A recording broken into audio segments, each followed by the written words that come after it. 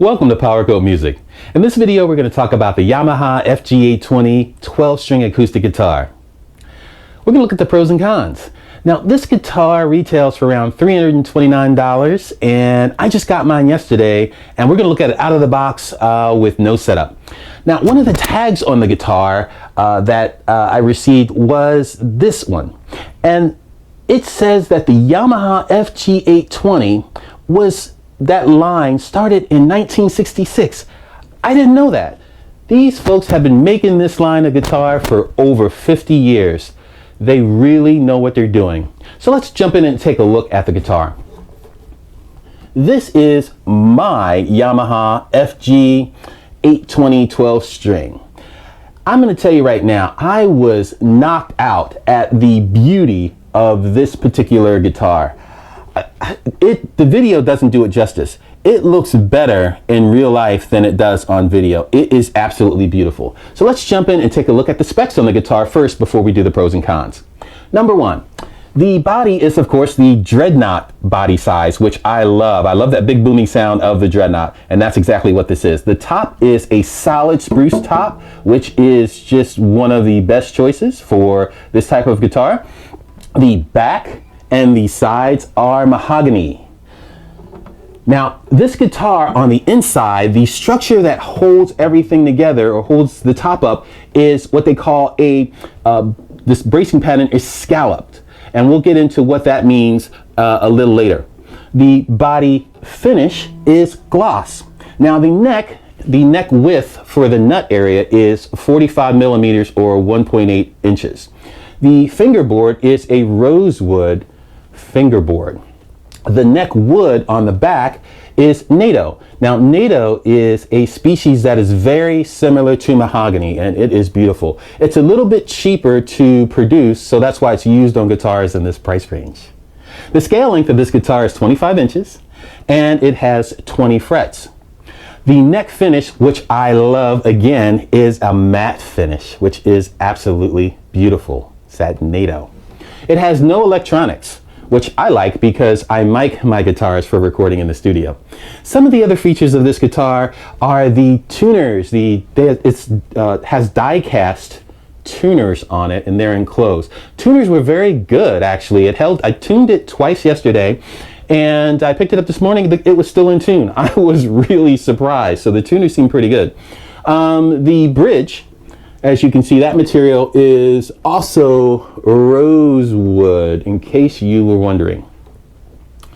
Now, in regards to accessories for this guitar, it doesn't come with a case or soft case or anything like that. So you have to keep that in mind. The truss, of course, it has a truss rod tool that it comes with, and the truss rod is in the usual spot right under the neck. This guitar is made by a Japanese company, which is Yamaha, which we talked about, but it's made in China. Whoa. So keep that in mind. But again, 50 years of the FG series guitar, Yamaha knows what they are doing. Long history of making these instruments. Let's get into the pros and cons. The pros for this particular guitar. We'll talk about the scallop bracing. Again, inside the structure and architecture of this guitar, the bracings are scalloped. Now, what that means is generally in these types of guitars, it makes them more responsive. Okay, it gives them more bass and it makes them louder. This is a loud guitar. I love that. Lots of volume there.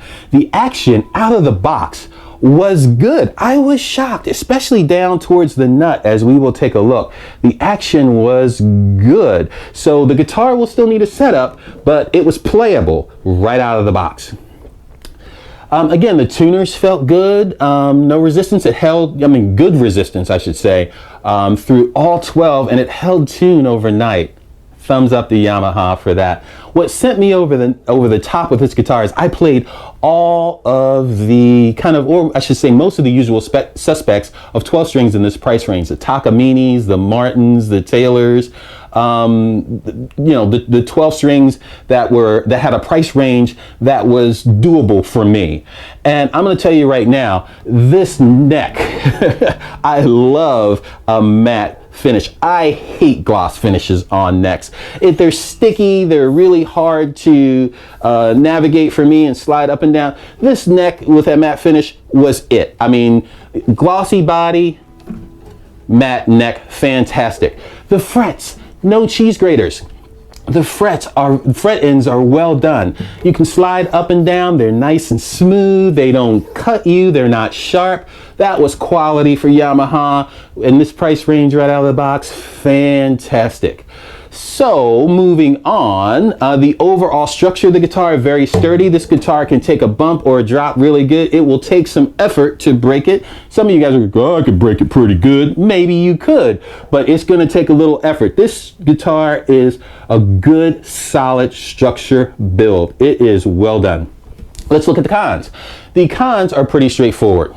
We're going to look at the nut, and we are going to look at the saddle for the bridge. They are both made of urea, which is plastic. I will be replacing those with the Graph Tech nut and the Graph Tech bridge, because those are areas of the guitar where the strings touch. They need to be lubricated, they need to be dense to give you the best quality sound out of your guitar. Anywhere where the strings touch are critical areas of the guitar that you want to pay the most attention to on an acoustic guitar, or any guitar really when you think about it. So I will be replacing those. So those are cons for me. Another con is just tuning a 12-string guitar. It takes some time, so you're gonna have to be patient. Because when I hold the guitar and I look down, it's really hard because the strings are doubled up. It's really hard sometimes for me to see the second string. So to give you a little tip here on 12-string guitars is each string it has your usual tuning for the same as the 6-string guitar, except for the second string is an octave higher for each string of the guitar. So it can take a little extra time to tune. So that can be a bit of a con, but the impact and the payoff is that big 12-string guitar sound, which is fantastic. Now the final con for me is, or maybe for you, not for me, is there's no electronics in the guitar. It's not really a con for me because I mic my guitars in the recording studio. I don't really like electronics in my acoustic guitars. For you, it might be a con, but for me, it's just fantastic. So overall, this guitar just, you know, especially when you look at it in real life, it blows you away. It's beautiful. It sounds great. It's loud. It feels quality. It has the matte finish. The tuners are good. 50 years of experience and construction on this guitar just makes it an awesome deal for the price. I highly recommend this guitar if you are looking for a 12-string. I don't really think you're going to be able to beat it in this price range. It is a fantastic guitar. And that about wraps it up. I would love to hear your comments, so please leave a comment in the comment section below. If you like this video, give it the thumbs up. On your screen right now, click the subscribe button and join our group. We have new videos coming out every week. And while you're here on the channel, take a look at some of the other videos and let me know what you think. Thank you so much for stopping by, and I look forward to seeing you soon.